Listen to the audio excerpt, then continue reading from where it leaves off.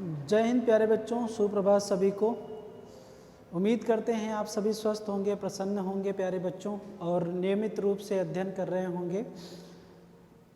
और प्यारे बच्चों, हम लोग जो इसके पहले विगत क्लासों में अध्ययन करते आए हैं प्राथमिक शिक्षा के कार्यक्रम, जिसमें विभिन्न प्रकार के जो कार्यक्रम चलाए जा रहे थे उस पर हमने चर्चा किया था। आज का जो हमारा टॉपिक है उसी क्रम में सर्व शिक्षा अभियान, आज हम लोग इस टॉपिक पे चर्चा करेंगे। सन 1990 में सबके लिए शिक्षा विषय पर एक विश्व कॉन्फ्रेंस का आयोजन किया गया और इसमें सामान्य शिक्षा सभी को लागू नहीं हो पा रहा था। इसके लिए ये समस्या के रूप में स्वीकार किया गया और विश्व कॉन्फ्रेंस में ये भी स्वीकार किया कि जो सभी देश हैं उन देशों के छात्रों के लिए निःशुल्क और अनिवार्य शिक्षा लागू करें, और उसके लिए जो विकसित देश हैं उन देशों से जो संसाधन उपलब्ध कराए जाएं। भारत भी इससे पीछे नहीं रहा और अपने यहाँ अपने छात्रों को निःशुल्क और अनिवार्य शिक्षा देने के लिए जो विकसित देश हैं उनसे धनराशि और जो विश्व बैंक है उससे धनराशि ग्रहण किया और जो संसाधन है वो उपलब्ध कराने का प्रयास किया। और आप देखेंगे तो प्राथमिक शिक्षा के लिए एक आंदोलन के रूप में विकसित किया गया और उस आंदोलन के अंतर्गत, जिसमें सर्व शिक्षा अभियान आता है, शिक्षा गारंटी योजना आता है और एक नाम जो आता है माध्यमिक शिक्षा कार्यक्रम, ये आंदोलन के रूप में बढ़ चढ़ करके हिस्सा लिया, जिससे कि लोगों को प्राथमिक शिक्षा सामान्य रूप से दी जा सके।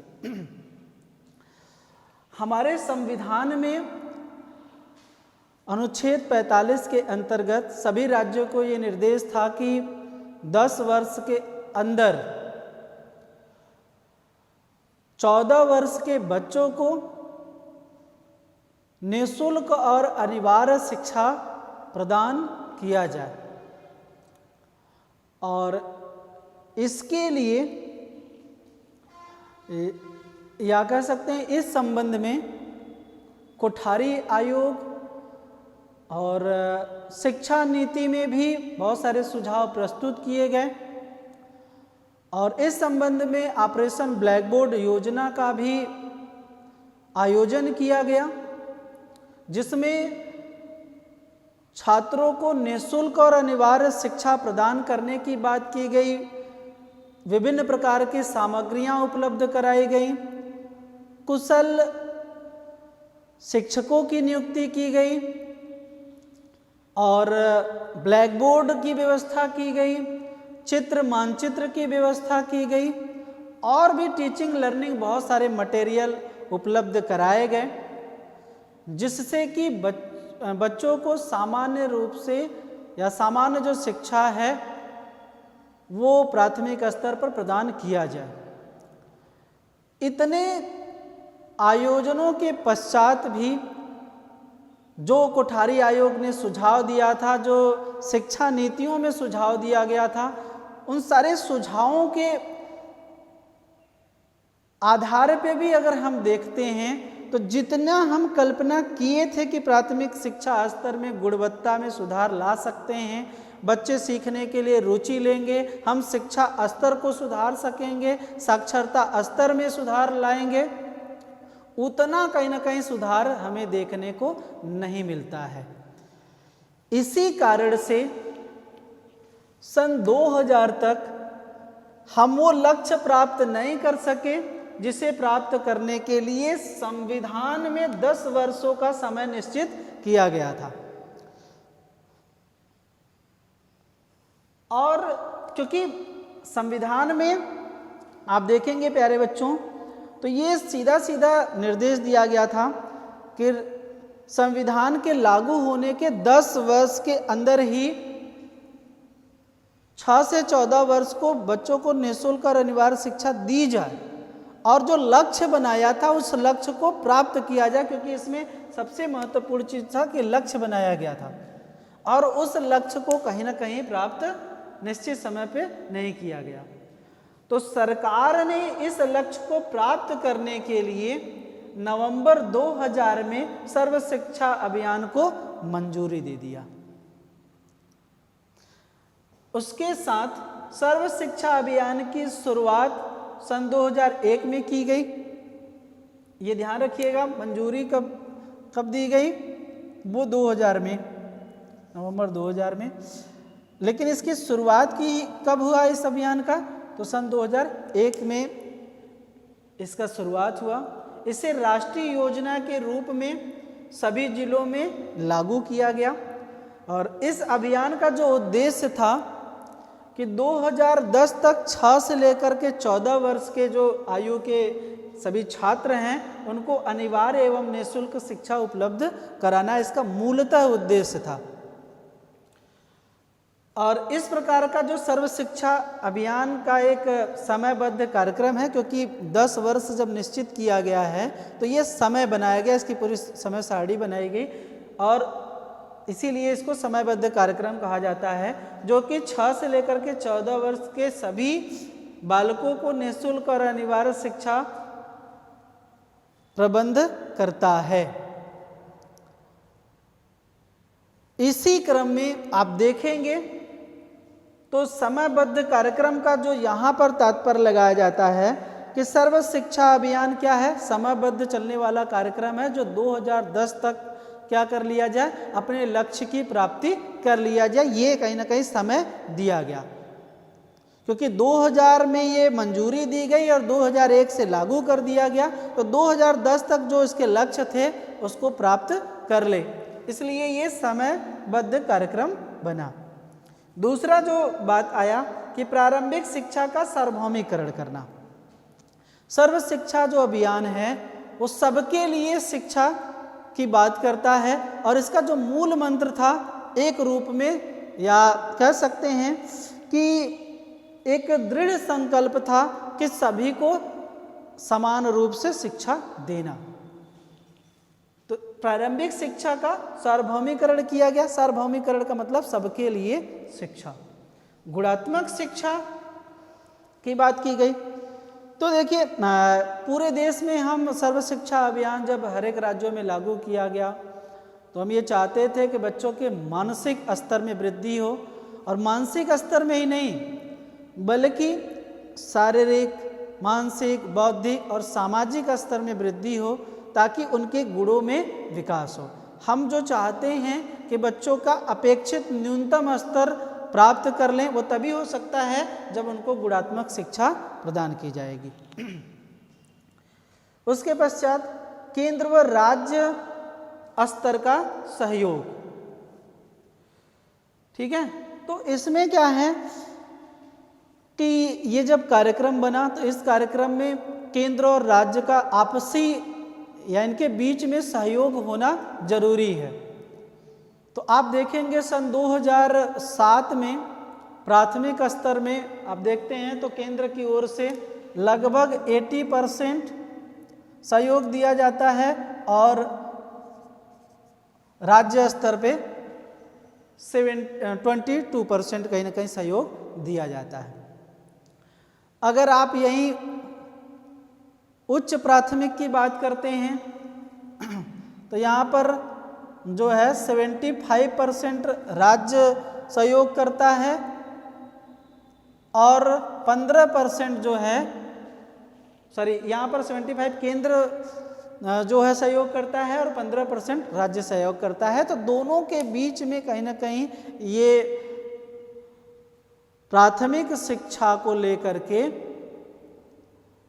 ये धारणा बनी कि अगर हम राज्य और केंद्र दोनों सहयोग करते हैं तो शायद हम जो शिक्षा की बात कर रहे हैं उसको ऊंचा उठा सकेंगे। सामाजिक न्याय, तो देखिए सर्व शिक्षा अभियान का ये मूल मंतव्य था कि जिसकी वजह से बहुत सारे बच्चे ऐसे हैं जो विद्यालय में नहीं आ पा रहे हैं ना, तो उनको सामाजिक न्याय का मिल पाए। और यहाँ पर न्याय का जो तात्पर्य है, क्योंकि हमारे हर एक राज्यों में अगर देखेंगे तो लिंग, जाति, धर्म, समुदाय, इन सब चीज़ों को लेकर के ज़्यादा भेदभाव देखने को मिलता है, उनके साथ न्याय नहीं हो पाता है। अगर एक परिवार में 2 बच्चे हैं जिसमें एक लड़का और एक लड़की है, उसमें लड़के को एक अच्छी शिक्षा देने की बात अभिभावक सोचते हैं, लेकिन वहीं लड़कियों के लिए उतनी अच्छी शिक्षा की व्यवस्था नहीं करते हैं। लैंगिक भेदभाव भी देखने को मिलता है। ये निम्न वर्ग का है, ये उच्च वर्ग का है, वर्गों को लेकर के भी बहुत ज़्यादा भेदभाव देखने को मिलता है। कुछ ऐसे जो देखेंगे कि निम्न वर्ग से लोग आते हैं या कुछ जनजातियों से लोग आते हैं, पिछड़ी जनजातियों से, तो उनको विद्यालय में प्रवेश ही नहीं दिया जाता था, जिसकी वजह से वो शिक्षा से ही वंचित रह जाते थे। तो ऐसा बहुत सारा तबका था या वर्ग था जिसमें कह सकते हैं वो प्राथमिक शिक्षा से ही वंचित रह जाता था।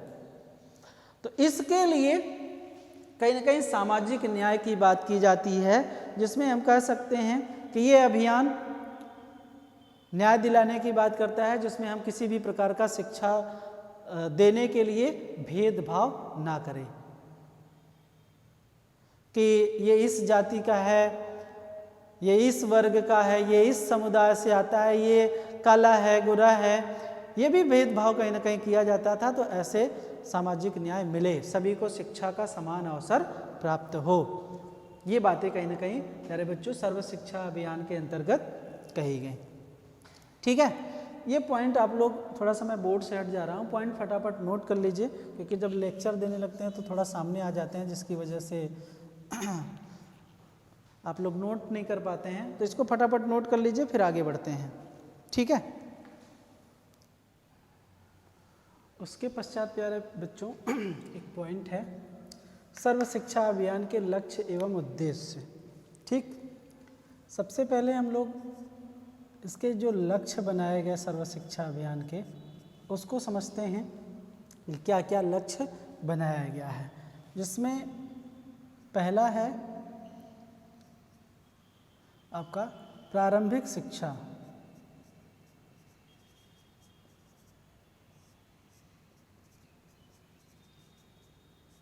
क्या है? प्रारंभिक शिक्षा। देखिए, सर्व शिक्षा अभियान का जो मुख्य लक्ष्य था कि बच्चों को प्राथमिक शिक्षा उपलब्ध कराना, और 86वें संशोधन में बच्चों को अनिवार्य रूप से मौलिक कह सकते हैं कि अधिकार प्रदान किया गया कि वो अनिवार्य रूप से प्राथमिक शिक्षा ग्रहण कर सकते हैं। संविधान ने उसको कहीं ना कहीं उनका मौलिक अधिकार घोषित कर दिया गया। तो प्रारंभिक शिक्षा मूल रूप से सभी को मिल पाए, इसलिए संविधान में भी ये बात कही गई, और उसमें ये कहा गया कि इसीलिए आप देखे होंगे कि पहले ये जो प्राथमिक शिक्षा की बात थी वो आर्टिकल 45 में था, लेकिन 86वां संशोधन किया गया, और उस संशोधन के अंतर्गत इसको आप देखेंगे कि आर्टिकल नंबर 21 के अंतर्गत इसको सम्मिलित किया गया। इसमें ये कहा गया कि मौलिक अधिकार है बच्चों को जो कि प्राथमिक शिक्षा ग्रहण करेंगे, इस अधिकार से उनको कोई भी वंचित नहीं रख सकता है। ठीक है, तो यहाँ पर यह अभियान का सबसे महत्वपूर्ण लक्ष्य माना गया। दूसरी जो बात कही गई इसके लक्ष्य के अंतर्गत कि प्राकृतिक वातावरण,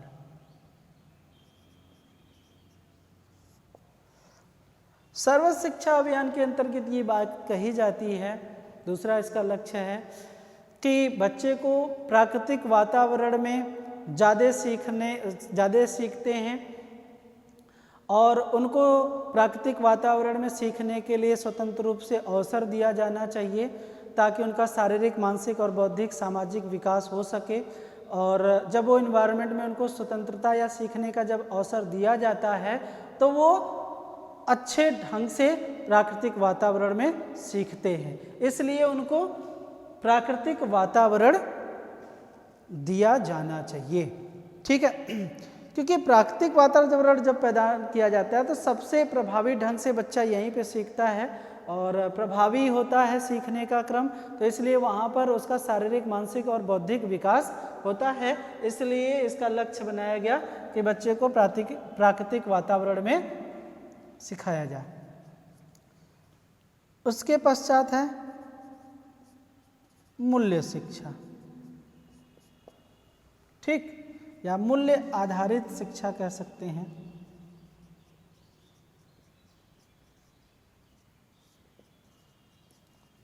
कि बच्चों को कैसा शिक्षा दिया जाए, मूल्य आधारित शिक्षा प्रदान किया जाए। ठीक, मित्रता, सत्यता, सदाचार, अनुशासन, भ्रातृत्व और देश के प्रति अच्छे कर्तव्य, ऐसी भावना डेवलपमेंट करने के लिए बच्चों का मूल्य की शिक्षा देना अति आवश्यक है। आध्यात्मिक चिंतन देने पर बल देना भी अति आवश्यक है, जिससे उनके अंदर अपने राष्ट्र के प्रति जो उनके कर्तव्य हैं उनको बताया जाए। चारित्रिक विकास करने के लिए हमारे यहाँ जो महापुरुष हैं, जो ऋषि मुनि हैं या जो देश के विद्वान हैं, उनके बारे में, उनके चारित्रिक गुणों के बारे में बच्चों को अवगत कराया जाए ताकि उनके अंदर नैतिक मूल्यों का डेवलपमेंट हो सके। ये सर्व शिक्षा अभियान का तीसरा मुख्य उद्देश्य बना। चौथी चीज, सामाजिक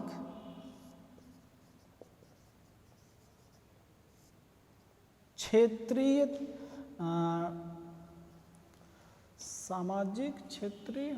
और क्या बोलते हैं इसको,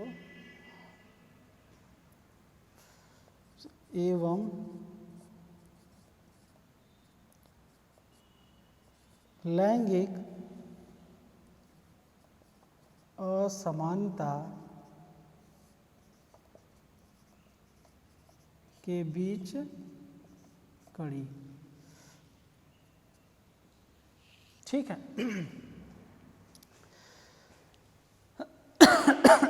इसको सामाजिक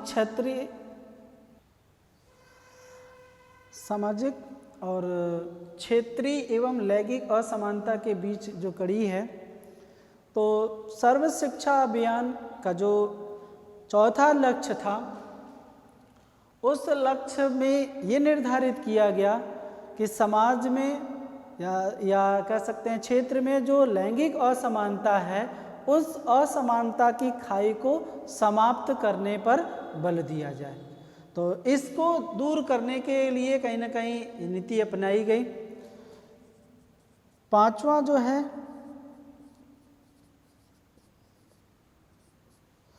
शैक्षिक देखभाल को महत्व।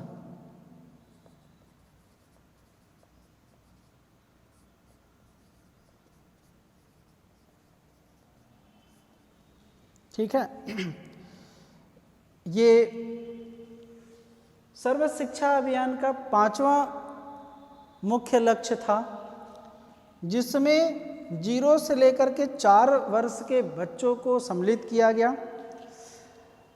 और क्योंकि सर्व शिक्षा अभियान के अंतर्गत ये आवश्यकता महसूस की गई कि स्कूली प्रवेश से पहले बच्चों को ऐसी शिक्षा दी जानी चाहिए जिससे कि वो स्कूल में जाने के लिए अपने आप को समायोजित कर सके।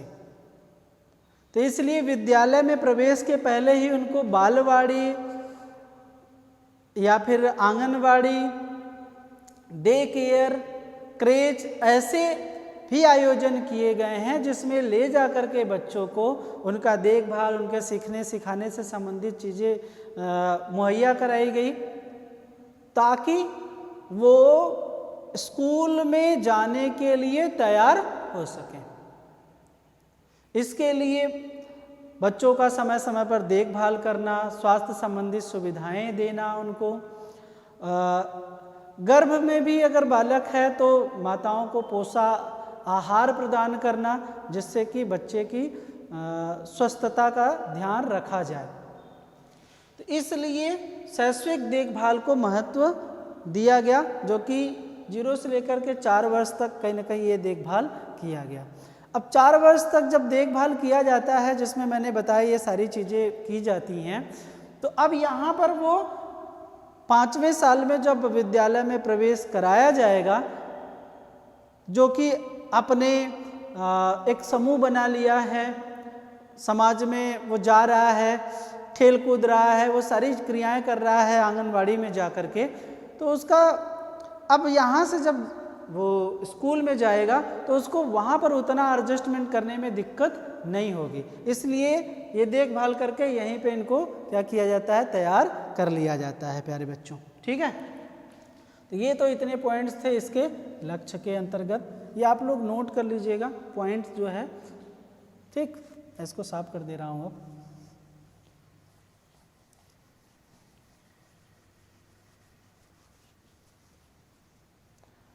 अब उसके पश्चात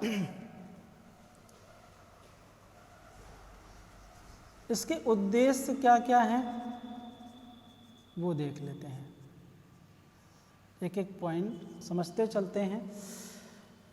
तो सर्व शिक्षा अभियान का जो सबसे प्रमुख उद्देश्य था वो सन 2003 में या सन 2003 तक, क्योंकि ये समय निर्धारित था, लक्ष्य इसका समय था, उसी समय में सारी चीज़ें पूरी करनी है, तो ये समय भी आपको इंडिकेट करते चलेंगे। तो 2003 तक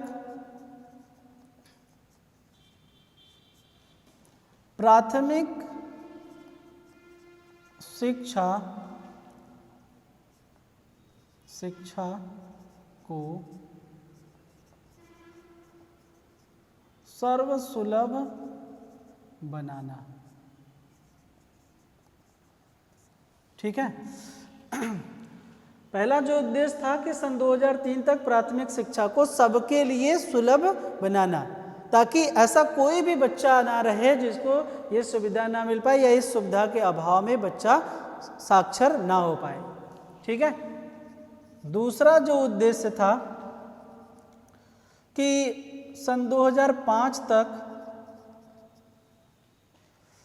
जो लैंगिक असमानताएं हैं उसके खाई को पाटना और 6 से लेकर के 14 वर्ष तक के बच्चों को प्राथमिक शिक्षा उपलब्ध कराना। ठीक है,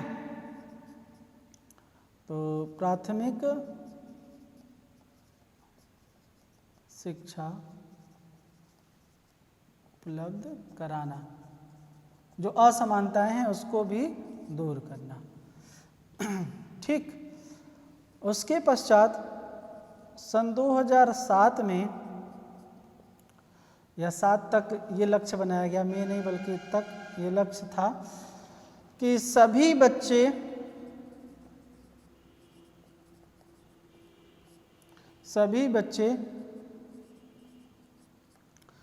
5 वर्ष तक की प्राथमिक शिक्षा पूरी कर लें।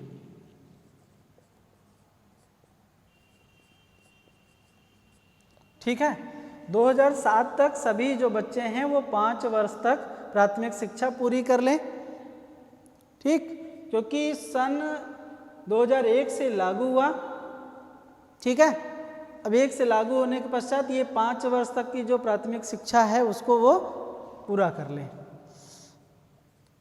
चौथा जो उद्देश्य था 2007 तक, 7 नहीं बल्कि 2010 तक सभी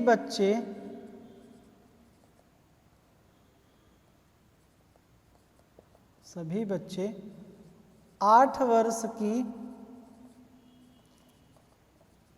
जो स्कूली शिक्षा है उसको पूरा कर ले। ठीक है, तो 2010 तक सभी बच्चे 8 वर्ष की जो स्कूली शिक्षा है उसको पूर्ण कर लें। पांचवी जो बात कही गई वो वर्ष 2010 तक सार्वभौमिक सभी के लिए कह सकते हैं शिक्षा हो सके, सार्वभौमिकरण हो सके। छठा जो उद्देश्य था कि स्त्री पुरुष में जो असमानताएं हैं, जो वर्ग भेद देखने को मिल रहा है, वो 2007 तक प्राथमिक स्तर में और 2010 तक उच्चतर प्राथमिक स्तर पे ये समाप्त कर दिया जाए। ठीक है, ये छठा पॉइंट जो हमने बताया इसको लिख लीजिएगा आप लोग कि जो भेदभाव देखने को मिल रहा था वो प्राथमिक स्तर तक 2007 तक और उच्च प्राथमिक स्तर तक 2010 तक इसको समाप्त कर दिया जाए। नेक्स्ट पॉइंट जो रहेगा कि जीवन स्तर में गुणात्मकता में बल दिया जाना चाहिए, क्योंकि आजकल जो प्राथमिक शिक्षा दी जाती है या आधुनिक समय में पहले के समय में जो शिक्षा दी जाती थी वो बच्चों के आधुनिकता से जोड़ करके, वर्तमान की जो परिस्थितियां उससे जोड़ करके शिक्षा नहीं प्रदान की जाती थी, गुणात्मक शिक्षा नहीं दी जाती थी, बल्कि शिक्षक केंद्रित शिक्षा थी। लेकिन आज की जो शिक्षा प्रणाली है वो बालक केंद्र में है, बालक के डेवलपमेंट के लिए शिक्षा प्रणाली बनाई गई है। तो जो शिक्षा दी जा रही है वो बालक के गुणात्मक वृद्धि के लिए दिया जा रहा है, जोर दिया जा रहा है, उनके जीवन स्तर में गुणात्मक सुधार हो, ऐसी शिक्षा व्यवस्था दी जा रही है। शिक्षा को जीवन के साथ जोड़ने पर कहीं ना कहीं इसका उद्देश्य था कि जो शिक्षा दिया जा रहा है उनके जीवन के साथ जोड़ करके शिक्षा प्रदान किया जाए। और सबसे महत्वपूर्ण चीज जो कि 2010 तक सभी बच्चों को विद्यालय में रोक कर रखा जाए। रोक कर रखने का मतलब ये है, जो विद्यालय में आप देख रहे होंगे, जो प्राथमिक विद्यालयों में अपव्यय अवरोधन की समस्या देखने को मिल रही थी, उन समस्याओं को समाप्त करना, ताकि बच्चे जब तक विद्यालय में रहेंगे तभी ये प्राथमिक शिक्षा पूर्ण कर पाएंगे। जो हम बात कर रहे थे कि ये पंचवर्षीय योजना बनी हुई है, तो 5 साल का पूरा उनका प्राथमिक शिक्षा है, तो 5 साल तक विद्यालय में जब रहेंगे तभी वो प्राथमिक शिक्षा पूर्ण कर पाएंगे। जब बीच में ही छोड़ करके चले जाएंगे तो शायद, विद्यालय छोड़ कर अगर चले गए तो शायद उनकी वो शिक्षा नहीं पूरी हो पाएगी।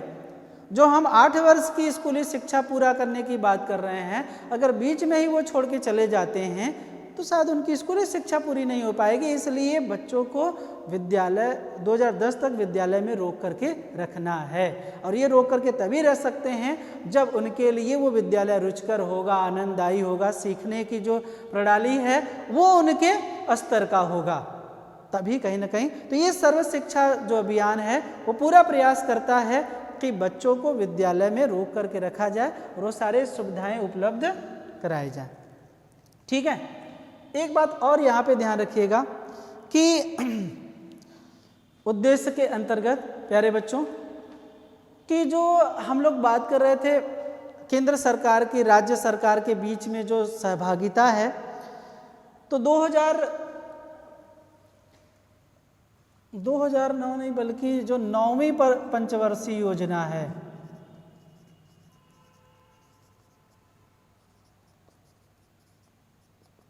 ठीक है, 9वीं पंचवर्षीय योजना के अंतर्गत हम लोग देखते हैं तो केंद्र की जो सहभागिता थी वो 85 थी और राज्य की जो सहभागिता थी वो आपका 15% था।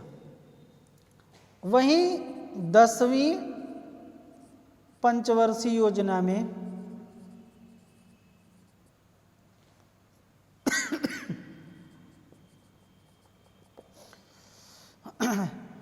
ये जो आपका कह सकते हैं कि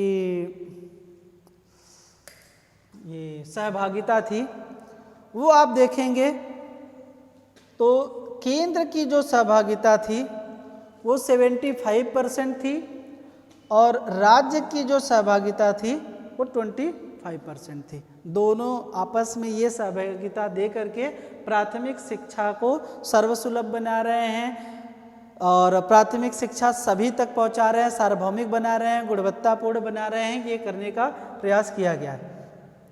उसके पश्चात प्यारे बच्चों, यहीं पे लिखते दिख रहा है,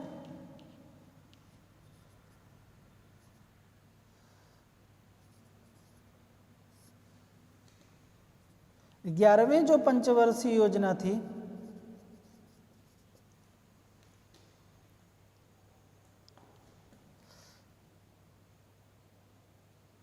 ग्यारहवीं, ठीक है, पंचवर्षीय योजना, इसके अंतर्गत जो केंद्र की सहभागिता थी वो 50% थी और राज्य की जो सहभागिता थी वो भी 50% थी। ठीक है, अब आपको ये देखने में लग रहा होगा कि धीरे धीरे केंद्र की जो सहभागिता है वो कम होती चली जा रही है और राज्य स्तर का जो सहभागिता है वो बढ़ती चली जा रही है, क्योंकि राज्य के पास उतना अनुदान, उतना सुख सुविधाएं, साधन उपलब्ध नहीं है जितना कि केंद्र के पास है। तो केंद्र हर एक राज्यों को क्या करता है, पहले ज़्यादा सहायता प्रदान कर रहा था, लेकिन धीरे धीरे जैसे जैसे राज्य के पास वो सारे उपकरण या सारे व्यवस्थाएं उपलब्ध होने लगी, वैसे वैसे या प्राथमिक शिक्षा का जो स्तर था वो हर एक योजना, पंचवर्षीय योजना के अंतर्गत गति प्रदान हो गया। तब धीरे धीरे केंद्र की सहभागिता कम हो गई और राज्य की जो सहभागिता है प्राथमिक विद्यालयों में ज़्यादातर देखने को मिला। आज आप देख रहे होंगे कि पूरा का पूरा अगर राज्य का ही उत्तरदायित्व है, राज्य ही पूरे ये सहयोग करता है, टीचरों को वेतन से लेकर के छात्रों के विद्यालय भवन का निर्माण करना हो गया, रख रखाव हो गया, स्कॉलरशिप की व्यवस्था, मध्याह्न भोजन की व्यवस्था, आवासीय व्यवस्था या तमाम प्रकार की जो अनुदान की बात करते हैं, ये पूरा का पूरा राज्य सरकार ही वहन कर रहा है प्राथमिक सेक्टरों में।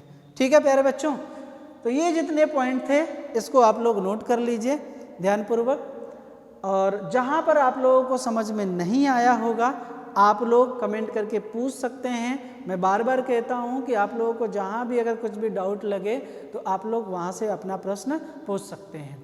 ठीक है, तो आज के लिए इतना ही रखते हैं, जिसमें मैंने आप लोगों को सर्व शिक्षा अभियान क्या है उसका थोड़ा सा इंट्रोडक्शन बताया, उसके अंतर्गत क्या क्या चीज़ें थी निहित उसको हमने लिया, फिर सर्व शिक्षा अभियान के लक्ष्य और उद्देश्य हमने बताए।